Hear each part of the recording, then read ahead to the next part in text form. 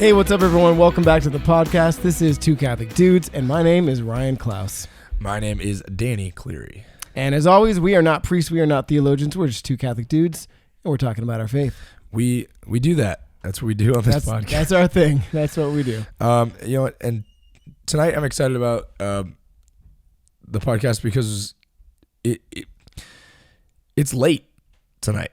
It's a nightcast. It's a nightcast. It's a nightcast tonight. And is this the latest one we've ever done? No. Halloween was like 1 a.m. Yeah, this is 12. It's midnight right now. But because of the distance in which that we live and everybody's crazy schedules, we try to get as much done as we can. And we were really fired up, and we wanted to get another one. We were really hyped a moment ago, and our energy started dying. We were coming up with topics. We got a lot of great ones for the future for you guys. Yeah. But we were like, I don't know what to do tonight. I don't know what's feeling right. And we just decided to just pick one and go with it. But we do have some midnight coffee happening right now. So we'll get through this, and then we're going to be up for the rest of the night probably. Probably. So it goes. Hope you guys are having a good New Year so far. Yeah, that your 2020 is everything you dreamed it would be. Our 2 days of it so far have been just delightful. Yeah. It's still basically New Year's week for us here. We're filming a bunch on New Year's, so yeah. I don't know when this is coming out. But like 2020, so far it's so coming good. up good so far.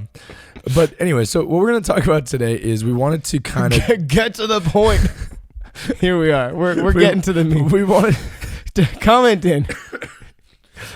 Do you guys like the banter? I listen to Catholic Stuff You Should Know a lot, and they banter for like 15 minutes sometimes, and I dig it because I like enjoy listening to their stories. But then I was just getting mad at the last YouTube video. We were doing some research for the last episode, right, and I'm sitting there and I'm like, can you just get to the point already? This guy was talking, and Ryan goes, that's probably what people think when they listen to us. Oh, for sure. I mean, I do it when I scroll. I find, I'm sure you guys all look for YouTube tutorials or whatever, for whatever it is in this world you want to learn. And you like find the video, and then they're like, today we're going to be learning. You're like, all right, let me just scrub through and find like the meat of this where I know what I want. Yeah. So, maybe in all of our podcasts we'd be like, we just put a little like 3:47 is when the content actually begins. Yeah, we could do the little like there's like yellow bars. I'm whacking this. The yellow bars on the YouTube. It's like fast forward to this time signature to get to this point. Time signature. That's not it. Time stamp.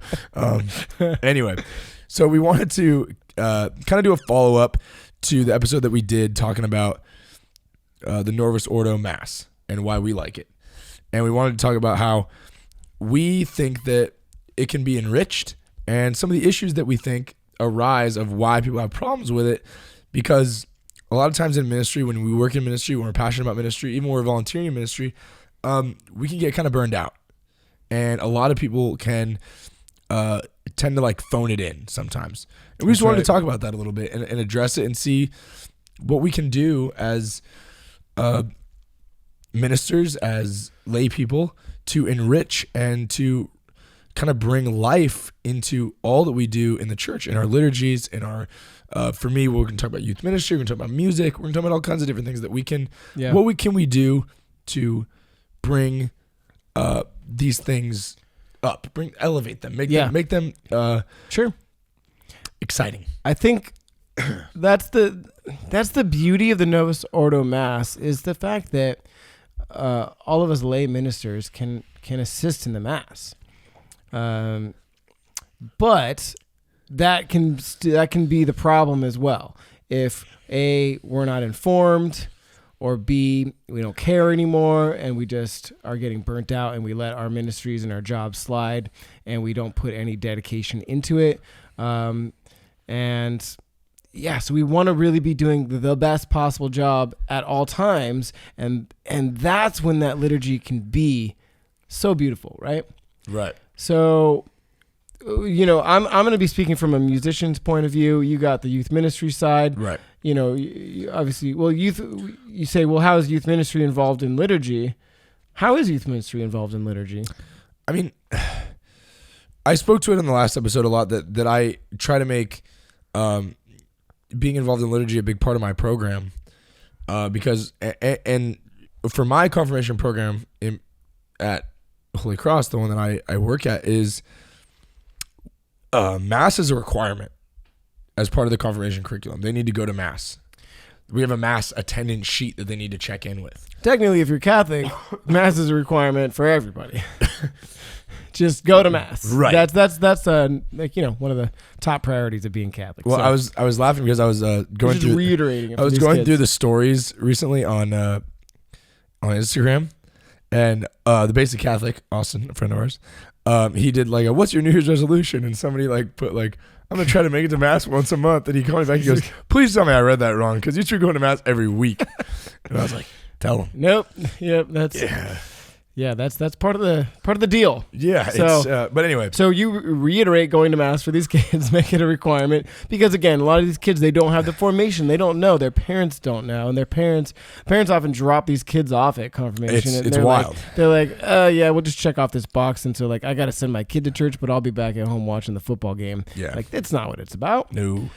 Okay, so continue. But yeah, but I'm gonna be speaking more to, because here's the thing is, I think that like, there's a lot of different aspects of our faith and of parish life, of everything that can struggle with people phoning it in, or people with lack of passion for what they're doing, or whatever it may be. It's not just liturgies. Liturgies have struggles as well.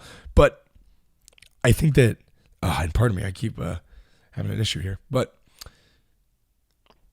youth groups, for my own, programs that involve teens, any kind of outreach programs at parishes can suffer if people are just kind of going, whatever's the easiest to get this done. That's right. And they're not putting in the passion, which to make it the best it can possibly be. Mm-hmm. Any job in the parish is that the parish as a whole is going to suffer. So we can talk about, we're talking about youth ministry, music ministry. We can talk about the DRE. We can talk about the assistants. We can talk about the secretaries. If you're the person who sets up the hall and moves the chairs and moves the tables, you do the best job possible. We've been reiterating that a lot on the podcast. Is no matter what you're doing in this world, do it right. Do it great. Do it with purpose and passion, and don't phone it in. And that goes a long way. So, what are some ways that you, in your youth ministry, the way that you can stay excited about your job? Well, here's the thing: is youth ministry, like it can burn you out quick, and not because of like the workload, at least in my experience. Like youth ministers do a lot, and a lot of the times youth ministers everyone that works at a parish can attest to this, but you get a lot of things like tacked on that you didn't know were part of your job until all of a sudden people are asking you to do them. But I know about that right now. Right. So I heard a study that the average lifespan of a youth minister is just a mere 6 years. Like, in their job? Oh, jeez. I guess I did say that word. Guys, it's midnight. It's a midnight podcast. I'm like, shoot. The lifespan of a youth minister's career, 6 years. Okay. They live they live longer than 6 years. Well, I beat that. Yeah. I'm at 8. 8 years? Good for you, man. So, and I think the problem is that they often come into a parish they're super young. He's like 22 years old. I was 21. Yeah. When I was the assistant. The assistant youth minister, right? So yeah, they hire them really young because they're excited, they're passionate, they're close to the age of the kids and they can relate to them. But the problem is they often know nothing. I knew nothing. Zero. They're like, I know how to like ham it up with these kids and play dodgeball. Great. But you don't have any kind of formation theologically or nope. or God forbid you're put into confirmation coordinator too as well. Oh, jeez. So let's just strictly talk about youth ministry. So you have that lack of formation and lack of any kind of direction. So that usually goes on for a couple years, and then they realize that they don't have any formation, and they're like, "Oh, let me go ahead and like do this class." There's like an accredited course you can take, right, to be it's like certified. a specialization, certification type stuff that they have, at least in our diocese in LA. Right, but like, who decided that's who made that? I don't know. And is what? I have one of them. Yeah. So specialized. So then you get like this piece of paper and you put it on your fridge. You're like, I'm a real youth minister now. Yeah. But it's like, what does that mean? What can you do? What do you know? Have you really learned? So, anyways, so let's say they went through that process and they really discerned and they really grew as a youth minister. Now they're on like year 4 and they're like, yes, I am fired up. I am now knowledgeable and I want to do a great job. But then they don't feel supported by their parish, and slowly but surely they start to get burnt out. And then they start phoning it in, and by year 6, they're like, peace, I'm out. And then they start the cycle all over again because they're like, what do? We don't know who to get in here. Let's get Johnny this college student and the college student, while, yeah. and the cycle continues again, right? So right. That's the study that I've heard, that cycle is just sure. See, here's the thing for me. I'm a firm believer that being in youth ministry and someone that works in youth ministry, it's a call. Just like, being called to a priest is a call, being called to answer your gifts of music or whatever it may be. Being a youth minister is a call. There's people that are called to do it, and God willing, they find that an opportunity to do that. But and I believe that I'm one of those, that I was called to do youth ministry. It's something that I've wanted to do since I was 16. Not a lot of 16-year-olds like, I want to be a Catholic youth minister. But it's what I really wanted to do. Yeah. I think, unfortunately, there's a lot of people that are like, that sounds easy. That's the thing. A lot of those ministry jobs, people go, I don't know what else to do. This wasn't a good fit for me in this world. This wasn't a good fit, but youth ministry, that seems easy enough. And yeah, or people will go, you like kids. Right. You're good with teens. And they go, oh, yeah. And I guess I do go to this church. So, like, sounds good to me. Yeah, where it's like, and here's the thing is the hardest part about youth ministry for me, and I get all that what you were saying, and is the part that burns you out is struggling to get the kids to be engaged. It's struggling to get the teens because there's days where they just don't want it. Oh, so you can feel it. So your argument is that you personally are like super passionate about it, yes, and you're putting in all this effort and all this work, and then the kids just suck. Yeah, it's like you're up there doing a song and dance and like, Jesus is amazing and bop bop bop bop and this is my faith and look at this, and then they're like, cool. Is it 9:00 yet? Can I go? Great, man. Thanks. Yeah, I get that. And then you walk out and you're like, I don't know if anybody heard anything that I just said. And there are days like that. There are days where like I had a youth group just tonight where it's holiday time and you're like, okay, it's the first youth ministry of the decade. It's going to be rad. 9 people show up. Yeah. And you're like, cool. Well, apples to apples it is. Yeah. That's still a game. That's still a thing. Apples to apples. They play it tonight. So. Man. I mean, I can relate because like when it comes to choir directing, directing a church choir is a absolutely beautiful thing, but sometimes, right? You have a lot of personalities, a wide age. I'll say it nicely, a wide age range, a very wide age range of people in your choir, and God bless them all. But yeah, sometimes I come in with these amazing ideas. I have these like huge choral masterpieces. I'm like, we could totally do this, or I score up this song, or I bring like one of my psalms in, and I'm super excited about it, and I pass out all the music, and I'm like right in the heart of like in the rehearsal, like directing this one piece. I'm really excited, and I see a hand go up, and I'm like trying to ignore it, and because it's that one person that you're like, this isn't gonna be good, and it just like stays up, and you're like, okay, what is it? And they're like, I don't have page 3, and you're like, come on, man, can you just figure it out? Like, I had it out there. Yeah. And it just like those moments just drive you mad. They drive you crazy. And I think that's what burns ministers out more than anything. And then unfortunately for a lot of people, it's lack of support. There's that. And not necessarily in like a financial, like, oh, I don't have a budget, or like, and that may be an issue. Here's the thing: no churches have the budget. No churches, no matter where you go, they're not going to have the budget. Right? You'll hear that across the board. Yeah, we work for the Catholic Church, right? And I'm talking more on a spiritual level of support. Honestly, yeah, I think it is having pastors or other staff members or things like that are like, hey, and I think a lot of parish staffs need more retreats, like for each other. Like, how are you guys spiritually enriching each other's lives? Because if you're spiritually empty, how can you feed other people? That's a huge point. We had a whole episode on retreats. I think it was our least popular episode of all. Episode like 3 or 4 or something. Yep. So if you scroll back, it was actually like 4 and 5. 4 and 5. But we tried like a multi-part because at first we were like, we didn't want to go over 30 minutes. Now we're like, whatever, hour and a half, 2 hours, whatever. So it was an episode on retreats. Right. But I don't know if we talked about it in that episode or not. But we do a lot of confirmation retreats, and you're ministering to the confirmation, the confirmandi.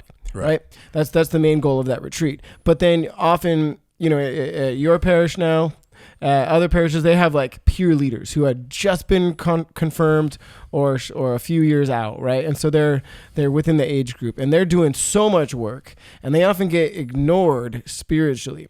So I think what you do and what I've seen other couple retreats do, and it's so amazing, is they have a little mini retreat either before the retreat or after the kids go to bed or in the morning before, to really minister to those kids spiritually, and that lifts them up. But like us, we need that as the ministers on the top, as adults. Yeah. We often get neglected, and I think that burns us out so much. For sure. It absolutely does, because you need to be spiritually fed just as much as those teens do. Yeah.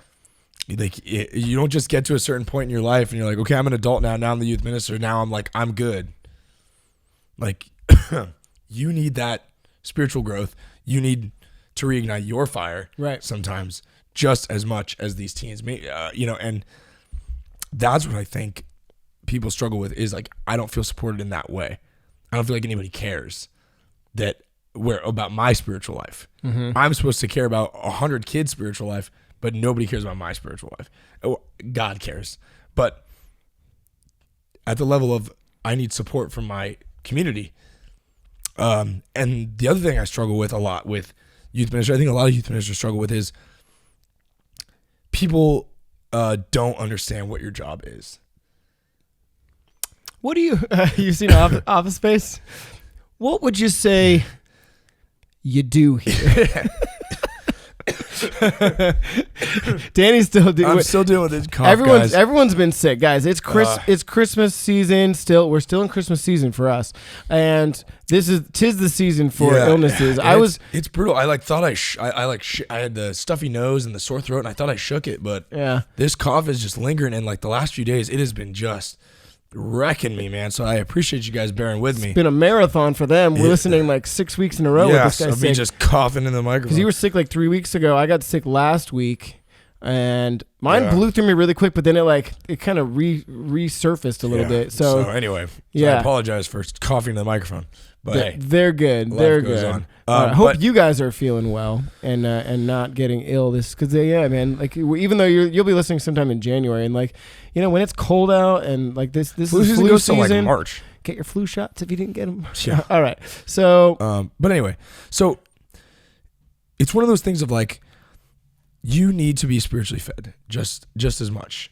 It's so important to your ministerial position is having a relationship with God, because I think that a lot of times ministers get burned out because they forget that it's not just a job. That ministry is, or should be, in my opinion, people that work for the church should be part of your life. It shouldn't be a job first and ministry second. Well, I've talked about that. It should be ministry first that also happens to be your job. Right. Ministry first and your spirituality and faith, because the job came second to that, because Jesus, God, they're always first. Right. So I've talked about it before. I struggle with the fact that every time I'm at mass, I'm playing. It's part of my job. I'm singing, and like sometimes it's nice to just be able to step back and be like, I want to go to a mass and not have to do any of that, and just be present with God and be present in this liturgy. It's even harder now that I'm at this new parish, because I was only doing like 2 masses a weekend when I was at Holy Cross. Now I'm in Anaheim, and I'm doing 4, sometimes 5 masses a weekend. And there's literally no time. I could go to daily mass, but like there's no time on the weekend that I can't. There's no other options. I'm covering all the masses on my own. Right. And so like by the 4th or 5th one, I'm just like a zombie. I'm like, Where am I? What did I tell you? I don't think I said it on the podcast. I was so embarrassed. This has never happened. I was so tired through Advent because like it was getting started at this new church while planning for Christmas and Advent and everything. I was doing the music for Simbangabi. It's the Filipino Simbangabi. It's the Filipino celebration of right before Christmas, of Advent or Christmas. I don't know much about it. Isn't it with Mary, does it? No, that's Our Lady of Guadalupe the week before, but it's like a 7-day thing. If you're like in the Philippines, Simbangabi? Yeah, it's like there's a mass for 7 days straight. It's like a whole thing. We just did one. They needed me to play the piano. It was like 7 at night. I had worked already 12 hours that day. I was exhausted. Okay. So I sung the song too, so Holy, Holy, Holy, and then after the consecration during the memorial acclamation, I had on my iPad. I have music on my iPad, and I had both the When We Eat This Bread, the memorial acclamation, and the Amen side by side, and I was just like, I was zoning. And so he was like, the mystery of faith, and I just go into it, Amen, and I see my choir being like, nope. And I was like, Amen, when we eat this bread and drink this. I was like, oh man, what in the world? Like, I was so embarrassed. I've never been more red in my life, but like, stuff happens. I mean, jeez. I apologized to the presider afterwards. He's like, no big deal. It's fine. Yeah. I was like, not a good start here. That was like week 4 at my new job. So like, I don't know. I tangented, but like I was tired, right. And was I burnt out? Maybe that's why I was like I didn't have time to minister to me because I was working so hard. Right. You need the proper rest and things like that. Exactly. Yeah, of course. And that's the thing. But now, okay, so we've talked a little bit about needing to minister to yourself, but there's a lot of other people that are just like phoning it in. And I think I want to let's get into phoning it in. Let's get into it because that is not a good situation either. That's probably worse, honestly. I phoned it in plenty of times when I was younger. I phone it in sometimes today too, but pretty rare. Sure. And that's for little moments. But like we're talking a consistent phoning it in, like you don't care about your job type situation. You're doing this just or for you've been paycheck. doing your job for so long. Yeah, so one way or the other. Mine was phoning it in at the beginning because I was like, I want to be a rock star. What am I doing here? Somebody asked me to take this job as a musician. I'm not about it. So I was just like, like literally the night before, like Saturday night, oh shoot, we didn't plan music for mass. Let me just throw some songs together. And like the teen choir is like, what are we doing this morning? I'm like, I don't know. Everyone just take one of these pieces of paper. It was bad, you guys. Yeah. It was real bad. But and I said probably not liturgically correct either. 100% wrong. I don't even know what a responsorial psalm was. And here's the deal. Like I've said it before, I should have been fired like 300 times. Of course. And by the grace of God, he allowed me to stay in that position for the detriment of the entire congregation and that choir for years. I will throw myself right under the bus. I should have been gone, but like I was allowed to be formed, and thankfully it led me to where I am today. Yeah. But a lot of phoning it in on my behalf before I finally realized the beauty of the liturgy, what it's all about, and the beauty of the music. Because again, I was like, this music's lame. It's not rock. It's not whatever I wanted to be doing. And it took a lot to discover the true beauty of everything that was going on. And then I fell in love with it, and you know the rest. Right. And I think that's probably a lot of people's issue with the Novus Ordo is that like there's a lot of music ministers that maybe do phone it in. That's the thing. Or there's a lot of music ministers that get brought in as just like a gig. And I know that you as a music director, you probably bring people in just as a gig, as instrument players and whatever. And I had to just this last Christmas, especially late in the game, getting hired there. Right. I try as much as possible to find somebody Catholic, because what I don't want it to be is just a gig. And they're like, they're coming to perform. And then when it's the homily, they're like, oh, is it smoke break time? I'm out of here. Tell me when I can come back in. Right. That's crazy. So I make sure that I had to find a bass player. I needed needed someone to play bass, and the only person I could find was not Catholic. But I was like, dude, you stand when I stand, you sit when I stand. Sit when I sit. Yeah. You got it. He's like, you are in it. When you're here, you're in it with us, okay? Yeah. Continue. Sorry. But that's what I'm saying. I think that's really important, and I think that's a lot of people's struggle with people's issues with the nose. They're like, oh, the bad music. It's like, well, I mean, I get it to There's a degree, lot of bad music. but I don't think it discredits. We talked about it on the last one. Yeah. There's a lot of bad music on either side. Right. So anyway, from my side of it is, I think that there's sometimes a lot of people in youth ministry or in ministry in general, in any job, junior high, little kids, first communion prep, whatever it may be, where they've been doing the job so long that they have a routine. Autopilot. We just do this. We just do this. We just do this, And I fall into the habit too, where there's days where I'm like, ugh, like I'm exhausted. Like, what are we doing? I joke with my teen leaders. I go, we're doing greatest hits tonight. Like dodgeball and the rock prayer or whatever. Pick a prayer. Yeah. And I don't spend, and that's like, and you need to take that time to reevaluate what you've been doing, to pray on it, to think on it, and say, okay, those were our greatest hits, but what could we add? What else could I bring to the table? And that's right. That's hard. What's the incentive for some people? Yeah, I could do the extra work, but like, am I getting extra money? Am I getting extra? I'm not getting anything in return, so why would I want to do it? Well, he's always watching, but and you never know what activity is going to enrich a young person's life. That's my other thing for me, or someone's life, or whatever. And I think that there's people in youth ministry who kind of get set with like, I know best. This has worked for me for so long. Why bother changing it? Mm-hmm. Why bother mixing it up? Why bother trying a new activity? This has always worked for me, or things like that. And I've seen it a lot of times, and I've kind of I've been kind of people have not liked me. I've been unpopular in some groups because I've been this young guy that comes in and goes, let's change this, or let's do this differently, or I don't really like that, or I know you've been doing it for this long, but I think it doesn't work, or whatever it may be. I'll tell you what, I'm going to be that guy at my new parish. I'm coming in, I've only been there for 5 weeks, and everyone's like, you're doing so great. And I think for the most part, people are liking what I'm doing, and they're going to continue to like it. But there's going to be people that are like, who is this guy changing everything? Because I'm going to come in and I'm going to be changing some stuff. And they're like, we're not about this, but like, I'm not going to just like stick with the status quo, because I want to continue to evolve, continue to change, continue to be better in everything that I do, everything that it represents the church as a whole. Right.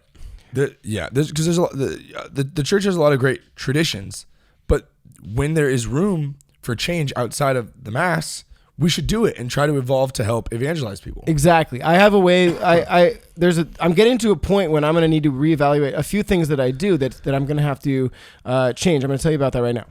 Okay, so you were talking about, you work hard at the beginning and you create all these, like in youth ministry, you've created all these amazing games that the kids done, right. These different prayers and stuff like that. So basically you've made your curriculum, right? Or your culture, yeah. Your culture and all that. And then after you've done the hard work, then you're like, cool, autopilot for me. And that's when you start getting complacent, right? So once I really, really put in that care and dedication to the music, I was like, what things could I do that are extra? And so recently, over the last 3 years, I started writing the penitential acts. I think I said it on one of the podcasts before, but every single week, I have a musical setting of the penitential act, the Kyrie, that I sing. But rather than just saying the same thing, and if you guys are any music ministers that are listening, I know probably 98% of them do the same ones every single week. You were sent to heal the contrite of heart, Kyrie eleison, and so on and so forth, the other lines. I forget because I change it every week. So I write new ones based on the readings. Reading 1, I write a first line that represents Jesus and kind of sums up that one. Reading 2, etc., and the gospel. And that way people get a sneak preview of what the gospels are. And myself, I understand what all 3 readings and how they're tied together before I even begin planning. So anyways, nice. The last 3 years, I've been writing every single one of those all every single week. Right. Right? I have now circled back to all 3 years, and I have them all saved. And there's 3 liturgical year cycles, and so we've circled back to A, and once I get to Easter season, I've caught up to when I started. So I could simply drag and drop every single thing into that and be like, done. I've already done all the hard work. I can just skate and just copy and paste for the rest of my life, because that's just going to recycle. Right. But am I in the same place I was 3 years ago? In my formation and in my faith life and spirituality? Absolutely not. Right. Those are probably still going to apply, but I need to go through, and it's going to still be hard work, but I'm going to have to go, okay, let me look what I did 3 years ago and go, okay, that's cool. That's cool. Oh, that line? Maybe I wasn't exactly formed in my knowledge of what that reading was, and now I have a better understanding of that gospel, and I can sum up that in a better line, right? So reworking it's probably less work, but I'm still having to put in that extra effort, right? That goes back into always trying to do the greatest you can possibly do in anything in this life. It's going to make you better. Yeah, it's going to be hard work, but this life is hard work, right? Of course. And if you're just trying to skate through, you're not growing, you're not getting better, you're probably getting worse because you're getting stale. We've talked about it before, like going to the gym. If you're not lifting you're not working out, you're not lifting, your muscles are getting tired, they're getting weak, you're getting stale. So like continue to work hard, and you're going to grow, you're going to improve, and people are going to notice. And yeah, you might not be getting the raise, you might not be getting the accolades you want, but it's not about that. It's about improving you as a person, as improving you as in quality of work that you do, and improving your spirituality and your relation with God. And it's going to lift you up overall. And that's beautiful, because it's not about, when you say that working hard to better yourself and to produce, this great stuff, because I'm sure that your congregation is benefiting from these great things that you're doing. And the call to greatness is about, working hard without taking all the glory for yourself, right? Because the glory goes to God. We're working hard to be our best selves for, the better of the kingdom as a whole, right? Because then we can be better members of the faith, members of this community, better members of the kingdom. We can help the kingdom of God with our gifts. It's not about us. It's to glorify God with all that we do. I think that's a great thing. Amen. And that's a big thing too. When we'll go back to a little bit to being burned out as a youth minister and stuff like that, is what do you do to not? On top of that, what I do is, and I've been doing it the last few years because I kind of got into a place of complacency. I was like, just doing the same thing because it was easy and it was fun. And like my numbers were huge and whatever else. And and then I thought, what can I do more? How can I make liturgy more important? How can I make the scriptures more important? How can I and it got to the point where it was because I was having these discussions with teenagers, and they'd ask me questions and I would go, I don't know the answer. So like I dove into more reading. Mm-hmm. I dove into things I didn't understand, people I disagreed with. I wanted to learn. I wanted to watch videos. I wanted to talk to different people of different faiths. I wanted to understand more so that I knew how to explain things to the teenagers, so that I could be a better asset to them. And it revitalized my spirituality because the more I got excited about what I learned, I wanted to share it with them. There you go. So that's what helped me kind of get out of my rut of complacency. I was like, I want to look at all this stuff I learned. Let's talk about it. And then I would plan entire youth nights based upon parables because I read parables all week. Exactly, yeah. And then they were like, what is that? And I'm like, dude, check this out. This is what I read. I mean, that's what we need to do for this podcast. Once, 12 episodes in the future, we're going to be like, dude, we don't know what to talk about. We don't have any more topics. But that means we need to start doing more research, more reading, more whatever. And so we can say, oh, you can call me and say, hey, I just read this awesome book, or I read this article, or I watched this Catholic movie or whatever. We need to do a podcast on that. But if you're like, oh, let's just continue on what we know and the podcast is going to be great. No, we're going to run out of things to say. We're going to run out of topics. Or they become mediocre. And you don't want that. So continue. So yeah, if you've done a bang up job at your job, but now you're just skating, like either look into what you're doing or do more, or both. Arguably just do more and do both of those things. Yeah, because it comes into this, we got to wake up a lot of times as ministers, because the church is in need right now.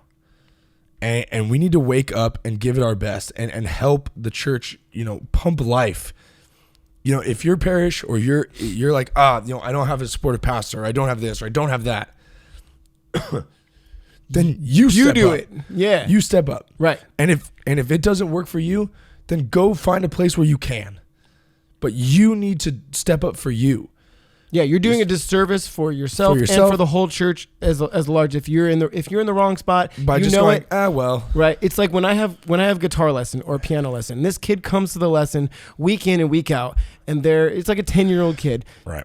I know they don't want to be there. Their parents are paying $50, $60, $70 an hour for them to like not practice, for them to come to the lesson.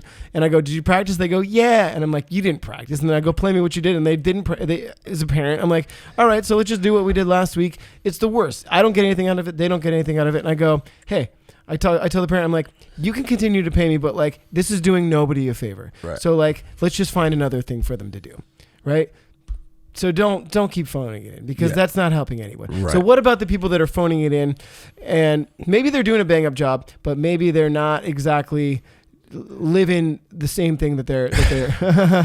That's my biggest pet peeve when it comes to youth ministry, actually. So here's the thing. Like I said before, I think that youth ministry is, and that the statistic you brought up, or the article that you read about how the youth minister's lifespan is so short, it saddens me, really, because I've experienced it before. Luckily, praise God for his persistence, because no matter, every single time I think I'm going to throw in the towel, God kind of grabs me by the scruff of the neck and goes, no, this is where you're supposed to be, and this is what you're supposed to be doing. So you keep at it. But I think, pardon me, I've encountered many people in ministry, and especially youth ministry, where they're going to be the youth minister when it's convenient for them, and when we're at retreats, when we're whatever, and they're doing the whole thing. And then, like, when we're not that, they're like a different person. You're like, whoa, and you're a youth minister? What? Yeah, and granted, and I'm not trying to judge really hard here, because like I've had moments of like, where I'm not, there's times where I'm off the clock, and I'm like, and people go, or things I say, or jokes I make, and you're like, I can't believe I'm a youth minister and I made this joke, or I said this thing, because, you know, at the end of the day, we're all human and we're all going to fail. But I actively try to live my life knowing that I am a youth minister 100% of the time. You know what I mean?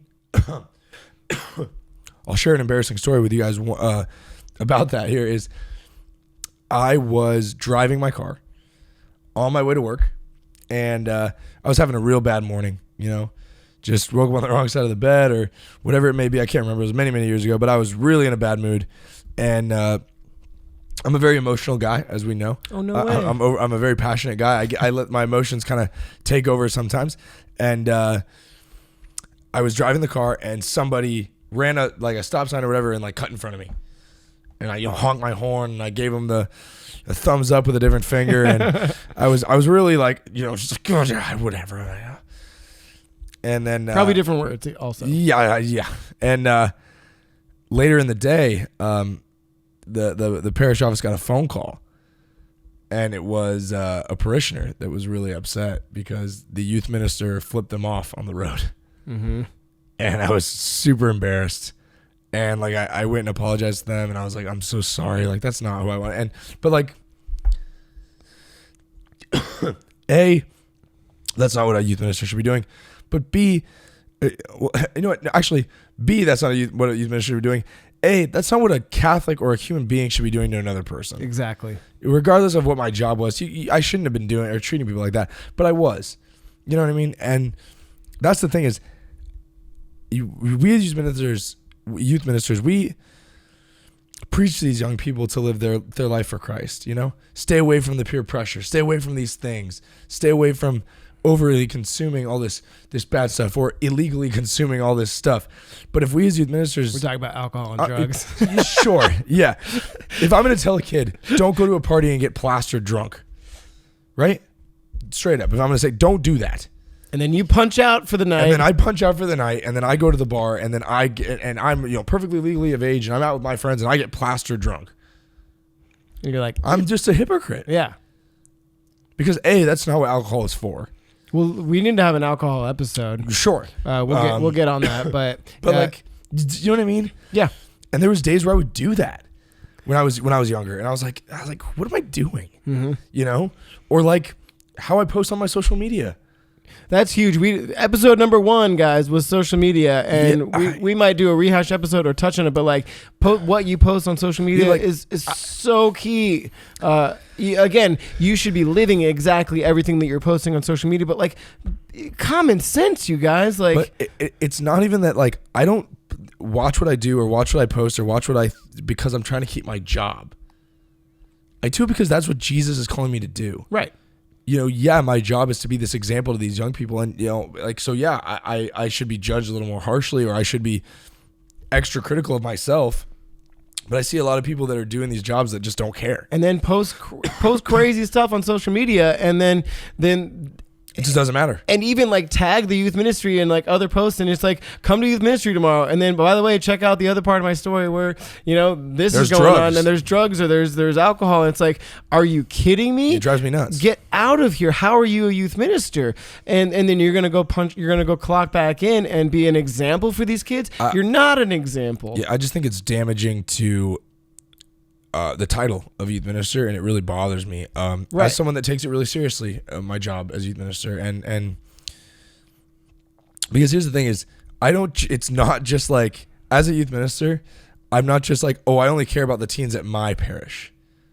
You know, like if say you're a football coach, you care about your football team. Mm-hmm. But as a youth minister, I don't just care about the teens at my parish. I care about all teens. I want all teens to encounter Christ.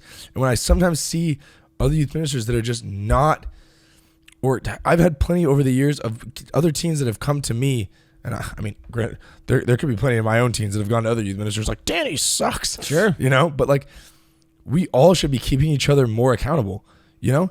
And like, that's the thing is like, I hope that like, and that's why one thing about our friendship that I like is we do keep each other accountable on that stuff. Yeah. I call you out all the time, and you do me. You need to have accountability. And I think that a lot of times, like, we're not brave enough to say, and I'll say at one point, like, obviously we're not name dropping. This was several years ago, but Ryan called somebody out for like how they posted on social media. They were like, he's like, dude, like, what are you doing? Yeah. And they got like so mad at you. Yeah. They defriended me. They blocked me. And I was just like, you got to think about what you're posting. You're posting. And we're doing it out of, you came in a spirit of love of like, don't do this. Because like there's people that are looking to you as an example in the church. Yeah. So I think that that's just as bad, if not worse, than phoning it in. Is almost like living a double life. Yeah.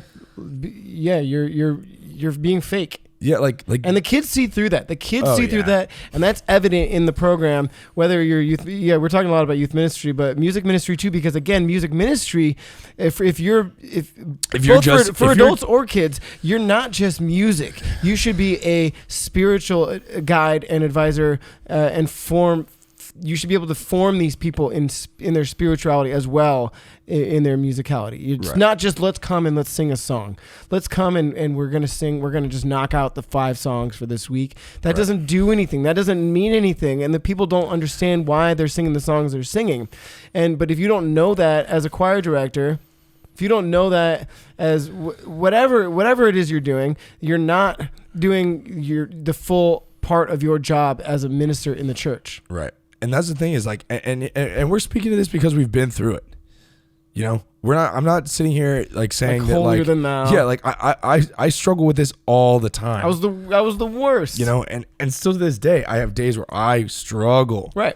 Struggle. But I think what we're saying is like but be aware of it. All of us as ministers, as lay ministers, well, and priests should be too, but we need to keep each other accountable. Yeah.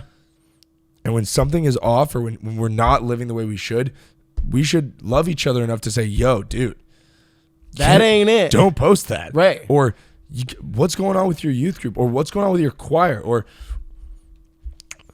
whatever it may be. What's going on with the tables you're setting? I went back to the guy that sets up the tables. He doesn't have any part. No. But we need to Pope Benedict wrote in his last encyclical. It was what was it? Caritas in Veritate, I think is how it's said, and it's truth and charity, and it's like to love someone is to get them to heaven, right? Even if it's the hard truth. Even if it's the hard truth. But like, obviously do it with love, with a spirit of love. And that's what I'm saying is like, I hope that that my friends and my brothers and sisters in Christ love me enough to call me out. And I hope that I have the courage to love them enough to call them and help us all to rise up and be our best selves. Yeah. And not phone it in and not be doing things we shouldn't be doing. Because here's the thing, guys, is being Catholic and working for the church and having to live this standard is difficult. But it's worth it because we're trying to be what Christ is calling us to be. And if we've chosen a life of ministry, we've chosen I'm going to live and do my job and my personal life as a Catholic. A lot of these people that don't work for the church are just like, I'm a bank teller. How'd you get in that? I just kind of got into it. I think you said a word that I really like is that you've chosen this. And for me, it was like the bank teller job. I was like, if you asked me when I was 24 years old, how'd you get into this job? I was like, I don't know. I just kind of fell into it. That would be my answer. Right. But I decided and I chose it later on. But I had to consciously think about that. I could have continued to just be like, well, I fell into it when I was 22 and I'm now 36 years old and I'm still doing it. And it doesn't mean anything to me. But no. I made a decision at some point that no, even though I fell into it, I am now deciding that this is what I want to do. And because I chose that, I have to now change how I think about everything that I do. Well, and without pumping up your pride too much, I will say your growth as far as ministry goes and your passion for it has been a great example, especially to me. Thank you. Because we became friends back when I was like 21, 22 when we really started hanging out, and that was 5 or 6 years ago now, and that was when I think you really started your shift, when God was really touching your heart to start your shift. And I watched you, we'd go out with people, and I was one of the people getting just blackout drunk with friends, and you were just kind of like, I'll have my one beer and be good for you were trying to move away because you're like, this is just not what I want to do. And I remember that it caused tension with other people in the group because I was drawn to what you were doing, and that's what helped foster our friendship. I was like, well, Ryan's not doing that. And then we started talking more, and I was like, I'm having a great time and it was like you were kind of like a light of Christ in my life to kind of pull me and keep me accountable in that direction. And I've never really thought about it in that way until this conversation. But not only on top of that, but I've watched without not saying I've watched him really develop, because I was growing at the same time. I've been watching. But because I've seen the all stages of life of when you were in a band and you did your first concert, and it was just look at how dope my concert is. Look at me, look at me, And it was speakers and lights and sound and magic and boom, boom, boom. And that stuff's cool, but we were in the wrong mindset about it. But then I've watched you do a retreat where it was you walked up with your acoustic guitar and invited up some of the girls that that can sing, or somebody that was singing out loud in the crowd. You're throw them a shaker, and you're like, come on, this is your moment too, because we're all singing for the Lord here. And I'm like there's no way Ryan 5 years ago would have done that. Yeah. That's the growth, and that's a love for Christ that's been instilled in you that you capitalized on. As far as liturgy goes, we've talked about that too. You just really have. I just talked about the girls that were in your choir for a long time. I asked them, what's one of the things that you like about going to the choir? And they were like, well, we understand what Mass is now. Psalms aren't just songs, right? They're they get it. The Psalms are part of the word. It's the living word that we're singing out. And because of the way that you pick the music and everything else, that's part of the growth that you did, It's very inspiring stuff. And that's what we need more of, is people that are willing to go, I want to grow. Because as I'm saying for you, is your growth affected other people, affected me, it affected teens, it affects other people, and now it's affecting people at your new parish. So we have to keep each other accountable, because if we keep each other accountable, not only are we keeping ourselves and our friends and our brothers and sisters in Christ, are we keeping them accountable, keeping them away from what we shouldn't be doing, but we're pushing them toward what they have the potential to do. Amen. Well, thank you for that affirmation, man. That really means a lot. And I think that goes along with that I always have that mindset, like I said at the beginning of the episode, is continuing to grow. no matter what. And then combined with my deep-rooted sense of faith, that one thing led to another to where I am today. But when you're talking about caritas and veritate, is like, calling people out in the most loving way.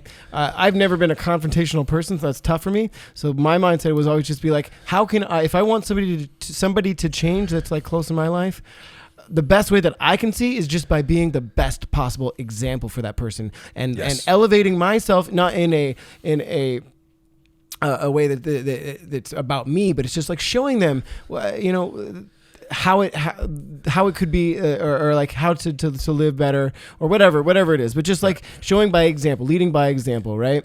And that's so. I mean, that really means a lot to hear. I mean, I'm telling you, like I said, and that was like a raw moment there on the podcast. We've never talked about that before, I was gonna say, like, we just had Jason Flame on the show, and he said, one of my biggest not examples, one of my biggest inspirations right now is you. Right. He's talking to you, Danny, and he's like, and we just started this podcast, and we're just like, let's just talk about our faith, but we're inspiring somebody that's somebody, but whoever else, and so we're just trying to live a good example of our faith, and it's ending up changing other people's lives. So like for you guys to keep growing and changing and being that example, and you're going to inspire other people as well. And that's the beauty of our faith and of all of us that are disciples that are following Christ. You don't need a podcast. You don't need to be a youth minister. You don't need to be a music minister. You can be the guy that moves the tables. You can, going back to the table guy. You can be that guy.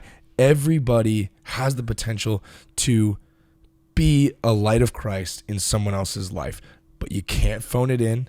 You can't phone in your faith life. You can't phone in your job.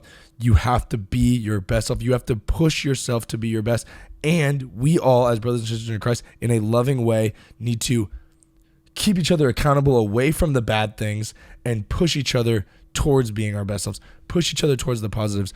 That I think that's the takeaway from our episode today that we didn't realize we were going to get to. Yeah, is accountability for each other to stay away from the things that make us complacent, that turn us to sin, that turn us to being who we don't want to be, but also pushing each other to greatness. Like Pope Benedict said that we were made for greatness. We weren't made for comfort. We were made for greatness. So yeah, you can be comfortable. You can get comfortable. Like, I'm nailing it. I've been doing this a long time. I got it.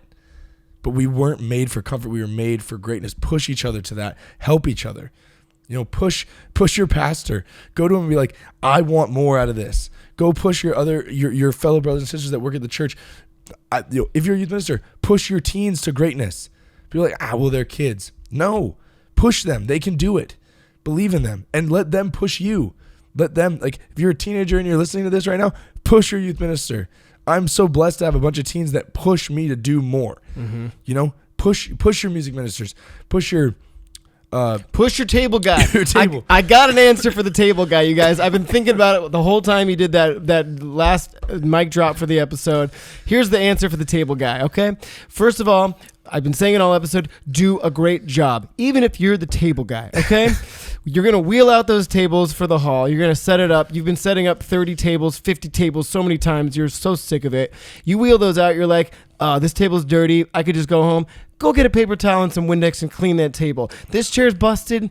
I could just put it out and somebody might have a 3-legged chair and they're like, man, this was kind of uncomfortable. Go fix that chair or put that chair back and make a note that you need to fix it. All right, so do a good job. But more on top of that, who's the person that the table guy is going to mostly run into in his job? Probably what I'm thinking is the cleaning crew. He's going to be doing his job late at night, right? That's when the cleaning crew comes in, who probably nobody talks to. If I can think of anyone that has a job at a church that gets ignored the most, it's the cleaning crew. And they have a thankless job. And thank you for the beautiful job that you guys do. Right. Anyone that cleans, that's hard work. And we, us as ministers, in anything you're doing, in any office job, whatever, in your house, they're like wallpaper. You know, if you're the guy doing the chairs, you're doing it by yourself. You walk past that cleaning crew. Hey, you know what? I've seen you around here so much. I've never really stopped and introduced myself. My name is whatever. Thank you so much for doing your job. You strike up a conversation. You get to know one another. Even if you don't speak the same language, you just shake their hand and you say thank you. How much more Christ-like can you get in that moment? I think that's a beautiful thing, because getting affirmed in what you're doing that's making a difference helps to inspire those hearts and reignite that flame. If you say to someone like, I love what you're doing and what you're doing makes whatever possible, that's a big thing. Because then people are like, oh yeah, okay, I'm going to keep going then. Mm-hmm. You know, like if I did that, imagine what else I can do. Right. You know, because we're all doing that through Christ. You know, Christ calls us. I believe that Christ speaks to us a lot of times through the affirmations of others. You know, that he wants, you know, and we should be affirming each other as much as possible, because that's what Christ is calling us to do, to love each other and affirm each other when we do when we do good things, you know, and lift each other up so that we know that we're appreciating one another. That's really great. I like that a lot. So look at that. I think Ryan got the mic drop, the final mic drop of the episode. There we go. So be a great table guy, affirm people, do good work, elevate yourself, grow spiritually, grow in everything in this world. And don't get complacent, you know? Don't get burnt out. By doing all those things, you're not going to get burnt out. That's the point of the episode. And keep each other accountable. All right, we got to end this thing before we get to another hour and have to take another break. We've been just rolling through these things. So again, social media, thank you guys so much for all of your support, all of your help.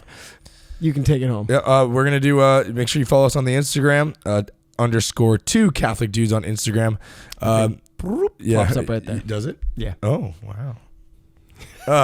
Make sure you follow, if you can, help us out on Patreon. It means the world to us when you anyone that supports us on there. We have a lot of great, incredible members of our community here at Two Catholic Dudes, which is a community in itself.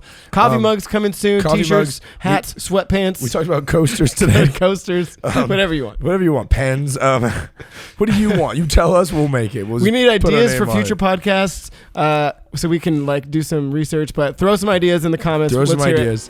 And yeah, we love doing this. We got a lot of big things coming this year for 2020, so we're excited. Thank you guys so much for following along with us. Love you guys. Thanks for following, and go out and grow. I don't know. That's the end. We're done. Peace. Later.